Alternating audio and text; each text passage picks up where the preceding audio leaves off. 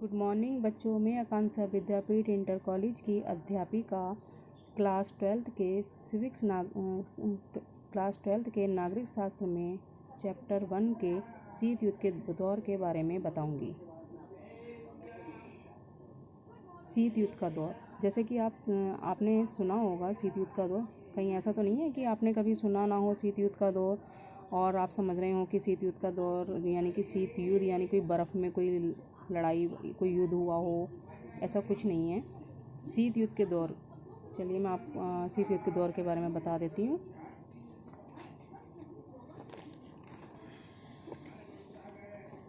शीत युद्ध क्या होता है? शीत युद्ध का अर्थ होता है जब दो या दो से अधिक देश या देशों के बीच ऐसी स्थिति उत्पन्न हो जाए, ऐसा लगे कि युद्ध होकर रहेगा या आशंका लग रही है या वास्तव में ऐसा लग रहा है कि युद्ध होने वाला है, लेकिन युद्ध वास्तव में नहीं होता है। इसको हम क्या कहते हैं? शीत युद्ध कहते हैं।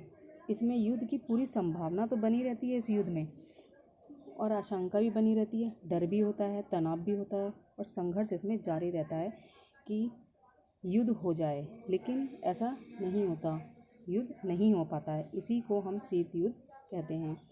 शीत युद्ध के बारे में मैं आपको बताती हूँ कि शीत युद्ध किन दो देशों के बीच में हुआ था।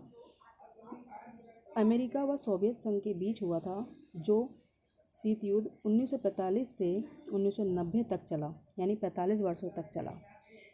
इन दोनों ही देशों में विचारधाराओं की लड़ाई थी। दोनों ही देश अपने विचारधाराओं को महत्व देते थे। अमेरिका अपने विचारधाराओं को महत्व देता था और सोवियत संघ अपने विचारधाराओं को महत्व देता था। ये लड़ाई कैसी थी?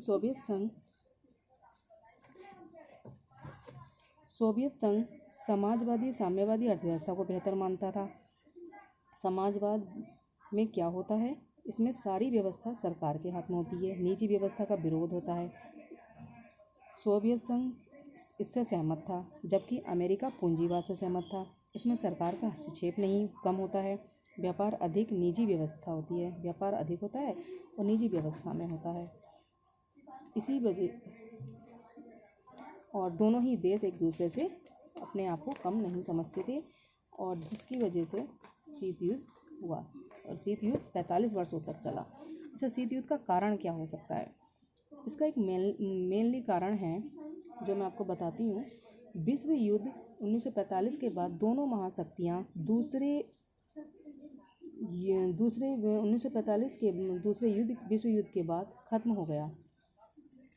तब ये दोनों ही देश ताकतवर थे, दोनों एक दूसरे से कम नहीं समझते थे। दोनों में ही हथियारों की होड़ शुरू हो गई। अमेरिका सोचता था कि सोवियत संघ से ज़्यादा ताकतवर हो जाऊं, और सोवियत संघ सोचता था कि मैं अमेरिका से ज़्यादा ताकतवर बन जाऊं।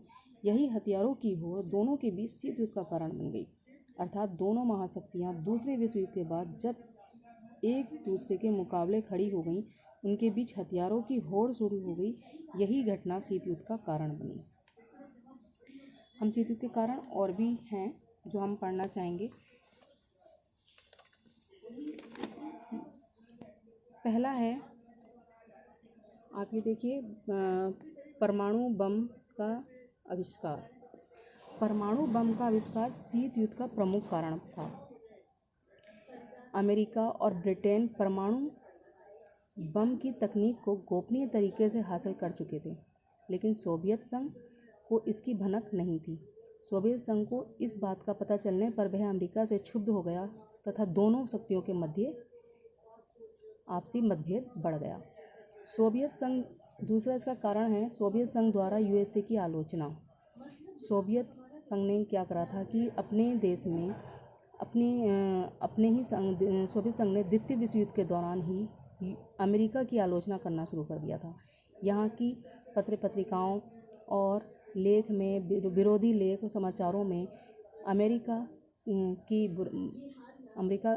की बुराई की जाती थी। इसके कारण यूएसए प्रशासन तथा जनता दोनों सोवियत संघ के विरोधी हो गए। भारत पाक युद्ध भी है इसका एक प्रमुख कारण। वर्ष 1965 के भारत पाक युद्ध में भारत तथा पाकिस्तान के मध्य सोवियत संघ की मध्यस्थता की भूमिका को यूएसए को सही नहीं लगा, या वो इसे बर्दाश्त नहीं कर सका, जिससे दोनों महाशक्तियों के मध्य तनाव और बढ़ गया। शीत युद्ध के कुछ परिणाम हैं जो हम देखेंगे। शीत युद्ध के अंतर्राष्ट्रीय संबंधों में तनाव की स्थिति को जन्म दिया। पहला इसका परिणाम है पश्चिमी गठबंधन यूएसए द्वारा अप्रैल 1949 में नाटो की स्थापना की गई। इस संगठन में 12 देश शामिल थे। अच्छा, आप सोच रहे होंगे कि नाटो क्या है, नाटो क्या है या नाटो क्या होता है। नाटो एक सैन्य संगठन है।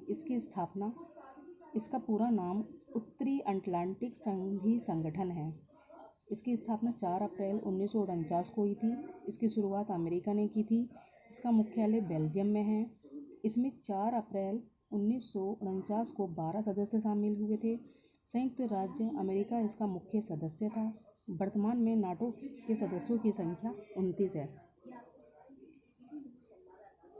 दूसरा पॉइंट है पूर्वी गठबंधन सोवियत संघ ने वर्ष 1955 में वर्सा संधि की थी।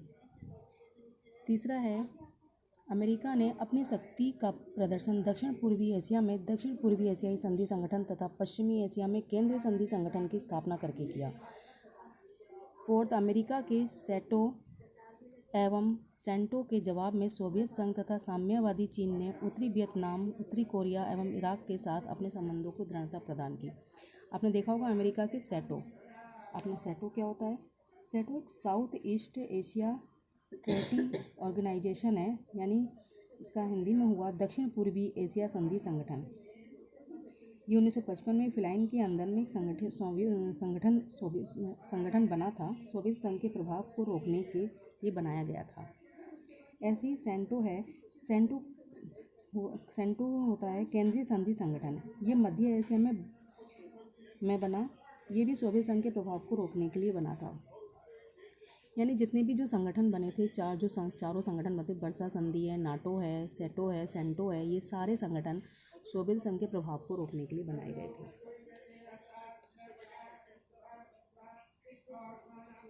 नव स्वतंत्र देशों को अपनी आज़ादी खो देने का संदेह था क्योंकि पूरा विश्व 2 पक्षों में विभाजित रहा था।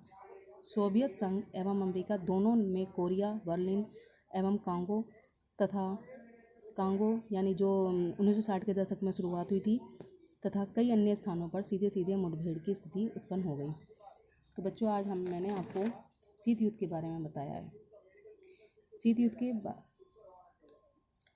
के कुछ प्रभाव भी पड़े, विश्व पर कुछ प्रभाव भी पड़े। विश्व राजनीति का ध्रुवीकरण, जैसे द्वितीय विश्व युद्ध के पश्चात विश्व में 2 महाशक्तियों सोवियत संघ और यूएसए के नेतृत्व में द्विध्रुवीय राजनीति का उद्भव हुआ। वैश्विक जगत में दोनों गुटों में विभाजित हो गया और शक्ति के 2 ध्रुवों का सर्जन हो गया। सैन्य गठबंधनों का उदय। शीत युद्ध के परिणाम के स्वरूप वैश्विक स्तर पर सैन्य गठबंधनों का उदय हुआ। वर्ष 1949 में यूएसए के नेतृत्व में नाटो नामक सैनिक संधि का निर्माण किया गया। ऐसे ही बच्चों कुछ और भी प्रभाव पड़े। शस्त्रीकरण की होड़ में वृद्धि हुई दोनों देशों में। आइजनहावर सिद्धांत और पश्चिम एशिया संकट हुआ। जो जून 1957 में यूएसए के राष्ट्रपति आइजनहावर ने अपनी नीति की घोषणा की थी। इसके अनुसार उसने आक्रमण को रोकने के लिए विवेक भेजने तथा सैन्य कार्रवाई करने का अधिकार दिया था। तृतीय विश्व एवं गुटनिरपेक्ष आंदोलन हुआ था। सोवियत संघ का विघटन हुआ था। ये इसके अंतर्राष्ट्रीय संबंधों पर शीत युद्ध का प्रभाव पड़ा था। तो बच्चों, आज हमने पढ़ा शीत युद्ध से क्या, शीत युद्ध से अभिप्राय, अंतर्राष्ट्रीय संबंधों पर शीत युद्ध का प्रभाव, शीत युद्ध के कारण, शीत युद्ध के परिणाम। उम्मीद करती हूँ कि आप सबको समझ में आया होगा। तो बच्चों, सभी बच्चों से उम्मीद है कि वे लाइक, सब्सक्राइब और शेयर जरूर करें मेरी इस वीडियो को। और आगे मैं आपको गुट निरपेक्षता के बारे में बताऊंगी। दूसरी वीडियो में मैं आपको गुट निरपेक्षता के बारे में बताऊंगी।